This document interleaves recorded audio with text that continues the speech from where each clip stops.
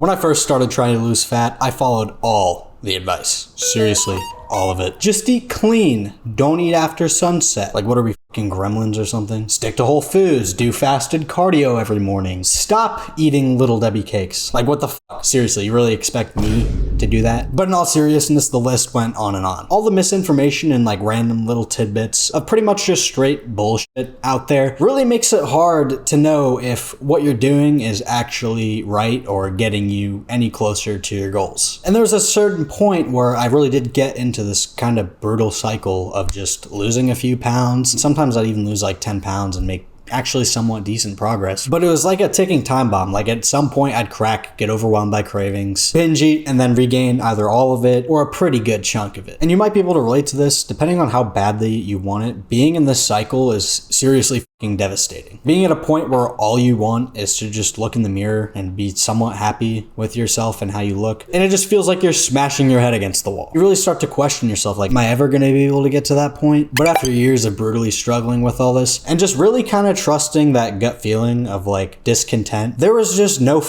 way I was gonna settle with being overweight like 250 pounds. It's just really not something I was able to accept. I had a vision, ideal life if you want to call it, and I refused to settle for anything less than it. So in this video, I'm gonna break down the most common fitness advice that completely derailed my progress, explain why it doesn't work or is just complete and utter bullshit, and share what actually helped me make my transformation once I stopped listening to the recycled, oversimplified nonsense that for some reason seems to still dominate the fitness industry. Now, if you're watching this video and you're like, well, that's cool, but there's actually so much bullshit and there's so many paths to take and so much stuff to do that having a complete custom plan from the workouts to the diet to big fat recipes I build for you on request one-on-one, having me work with you personally the entire way through your fat loss journey. Luckily for you, I do coaching. First link in the description, book a call with me, and I will get you looking like a Greek statue while still eating Little Debbie cakes. So to kick this video off, because this one was just so fucking stupid, I kind of had to start with it. Don't eat after 8 p.m. or after dark or after midnight. I kind of understand where this idea came from. I think the real point to take away here is just don't overeat at night. If you've hit your calorie goal from breakfast, lunch, dinner, and maybe a snack, yeah, eating after like 11 p.m., pushing yourself to maintenance or beyond that and maybe gaining a little bit of weight is probably, yeah, gonna fuck up your diet a little bit. But I also used to feel guilty for having Greek yogurt at 11 p.m. as if I just somehow threw away my entire day because of it. Your metabolism doesn't just decide to like shut off at nighttime or something. What matters is your total calories, not the time you eat them. The only decent counter argument I've got for this too is like, well, you're not burning very many calories at night. Like, I can't burn off all the food I just ate if it's super late because I'm going to be asleep. One, do you just like not do anything and rot in bed like a vegetable all day? What about the morning or, I don't know, the entire day beforehand before you go to bed? Think of things in a little bit of the longer term picture here. Maybe even the weekly average of like your overall food intake, if you will. I also realized that in general, saving calories for later in the day, later at night, so that way I can have a big ass dinner and a big dessert, actually keeps me full and helps me sleep way better. And of course, I still lost fat. So unless eating late makes you overeat, it doesn't really matter. At the end of the day, it all comes down to adherence. If you want to eat at midnight, cool, just keep it tracked and have an understanding of what you're eating. Next up, this one is so incredibly common that I also kind of just had to throw it in here. Just eat clean. Oh my God, this is pretty much the bane of everything I preach. The exact opposite of my approach. You've probably heard it a million times. Stick to whole foods. Avoid anything processed. If it comes in a package, don't eat it. Use only ingredients you can pronounce. Probably sounds pretty familiar. I've even got a great example here. Diet soda. Let's really break this down. The aspartame in your diet soda versus the full sugar blast you're getting of like 210 calories in regular soda. No one can convince me that a 250-pound pre-diabetic guy drinking a full sugar soda is somehow better than him drinking a diet soda with 0 calories and no sugar and isn't going to give him fucking diabetes or make him fatter just because the artificial sweetener is kind of hard to pronounce or something and it's scary and it seems like it's bad for you. Now I can see too, if you're drinking 48 diet sodas a day, that probably is a little bit of a problem. But I don't think anyone is going to the Diet Coke manufacturing plant, taking the raw aspartame and eating it by the spoonful. At points, this advice led to me turning my diet into a monotonous parade of clean foods every single day. You know, plain egg whites, grilled chicken, literally gagging over eating steamed broccoli. Embarrassingly, yeah, I'm that picky. And guess what? I was absolutely fucking miserable. It even turned into this kind of predictable pattern of like 5 to 6 days of actually being able to stick to it, and then inevitably cracking. One night I'm just exhausted, sick of the diet, fucking hungry, and my family or one of my friends are ordering pizza or something. Yeah, you bet your fucking ass I inhaled that entire Domino's pizza, the box of 16 Parmesan bites, and the lava cakes afterwards. So what actually worked? Paying attention to the actual numbers and calories behind what I was eating, and not just whether it was clean or not. I stopped trying to eat like a robot, and I built meals that actually made sense for my cravings, lifestyle, and routine, and just figuring out ways to turn the foods I already loved and already regularly ate and liked into higher protein, lower calorie versions that I could easily work into my diet and just eat every day, more goal-friendly versions. And again, this is literally what I help people do on a daily basis. I figure out what actually works for you, a little bit autistically, kind of understand your food preferences, routine, diet, everything, all the above, and build you these kinds of custom recipes and design a program that you're actually going to be able to stick to and follow, if me annoying the fuck out of you and keeping you motivated along the way wasn't already enough. Now, next up, I wanted to include this one just because it's so fucking vague and so kind of just silly. It's like, this isn't even advice. Just be consistent. The problem with this is an outcome, not a tip. No fucking shit you have to be consistent. Like, I guess it's not necessarily like bad advice or anything. It's spot on, but only if your plan isn't trash. I was consistent with the wrong plan. Meals I hated, random workouts from personal trainers that didn't give a shit about whether or not I actually made progress. They just wanted to make my fat ass feel like I was doing something, so that way when I only lose a pound or two over a month, they could easily get that renewal. So again, this stuff really kind of fucked with my head a little bit. I thought I had a discipline problem,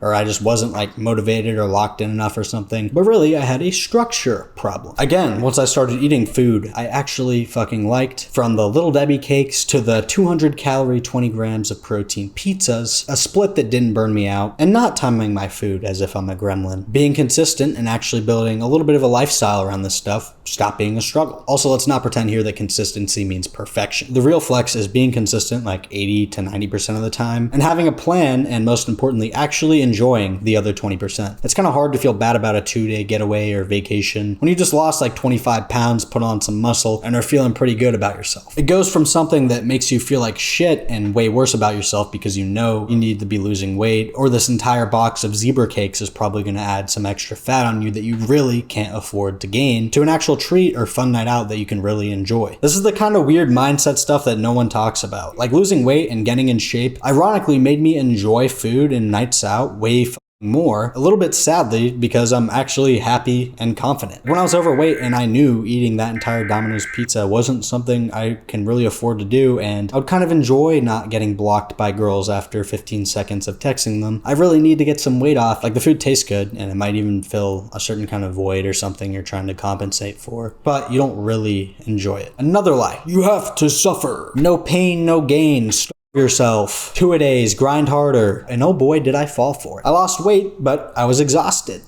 Honestly, kind of pissed off because of how shitty these kinds of routines are. And the second I stopped, the weight came back. Another big problem with super duper aggressive, like do or die kinds of plans is while you're on them, the amount of water weight on your body is going to be pretty much non-existent. And the second you come off it, you'll often see like 5 pounds of weight gain, which again is all just water weight. And really just a matter of how strict your plan actually was. Like, if anything, that water weight gain is probably just your weight going back up to where it kind of should be, but it doesn't feel like that. It's really that mental fucking of seeing the scale go up 5 pounds. It's like, well, shit, yeah, I really gained 5 pounds yesterday. I kind of look like it. You know, my face is bloated. Sustainable fat loss does not feel like suffering. It shouldn't really even rely that much on willpower. I still eat dessert. I still eat out. I just know how to plan around it now. The goal here is not to suffer your way into a result and then like think you're going to magically come up with an amazing solution or like create balance or something later. That's not really how it works. You're just going to end up binge eating and regaining weight. It's very rare that I see someone under 250 pounds losing like 4 pounds plus a week, get exactly where they want to be, and then just do like a complete 180 into like, okay, now all of a sudden we're going to be sustainable and build a lifestyle. It's like, no, I've been fucking starving for 2 months. I'm fucking starving. No matter how much willpower you have, know this: your body does not want to be starving. There's a certain point of this where you basically are just a drone going into the pantry looking for jars of peanut butter. Stop chasing quick fixes. Start building sustainability. Next up, just train harder, bro. Now don't get it twisted. I'm not saying to go to the gym and train like you're an old lady. For muscle growth, hands down, you need intensity. You have to give them some kind of reason to grow, right? But there really is a certain point of diminishing returns here. More volume, more reps, less rest, more weight is not always better. I didn't need more intensity, I needed more intention behind my training. Now, of course, fat loss is a diet game first. Lifting is for muscle retention, sometimes a little bit of muscle growth. Again, depends on the person, where you're at, where you're starting. One, again, no matter how much you're eating, whether you're on a bulk, there is a certain point of diminishing returns for your workouts. You don't need to be spending 2 hours in the gym every day. And on top of that, once I actually simplified my workouts and put more effort into my diet and routine, I got way better results. So again, yeah, train hard. But more importantly, and think about this, you're kind of demanding like Hercules performance while you're eating like fucking rat food, right? Train smarter. You're going to be on a calorie deficit. You've got way less to work with. And I kind of have to bring this up too. Like, there seems to be a huge split in the fitness industry between like bro lifters, like, yeah, just push hard, train like an animal. And on the other hand, yes, I am a science-based lifter and I only do 25 minutes of the most optimal workout on the planet. Why not just go in the middle and do both? Train really fucking hard, but also train as intelligently as you can so that effort goes as far as you can take it. All right, last but not least, supplements. Have a problem? Yeah, of course, supplements are gonna fix it. I've wasted a lot of money on fat burners, BCAAs, detoxes.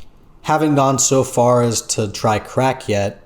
Newsflash, guys, none of this shit matters whatsoever, not even the amount of creatine you dry scoop, if you're not eating and training right. The only supplement I honestly regularly use is protein powder, and a ridiculous amount of caffeine, if you count that, and that's really not even for the diet side of things. Sometimes I do need 3 white monsters to be able to turn my frown upside down at 10 p.m. But the point is, you don't need a supplement. Rule of thumb, they're only gonna give you like maybe 5% extra results, and that's again assuming you're doing everything right to begin with. I do think caffeine and protein powder are worth the money though. If any of this hit for you and you realized you might actually be following shitty, completely and utterly broken, watered down advice, well, luckily I'm the fixer of everything, and I help people fix these things. It's my job, and it's a lot of fucking fun. When you like what you do, it doesn't really feel like work anymore. My coaching's built to give you the exact structure, meals, training, and support to finally see results without hating your entire fucking life. I'll build your plan with you based on your schedule, your goals, where you're at, and what you actually enjoy eating. If that sounds like something you need, hit the link below, hop on a call, and as long as I'm not asleep in the gym or recording, odds are I can probably get you started pretty fast. I might even be able to get you started today if I still have coaching spots left. They're filling up pretty fast, so book your call while I still got spots open. This is the stuff I wish I had when I started. It's exactly why I like coaching so much and why I got into it. So yeah, see ya. Wouldn't necessarily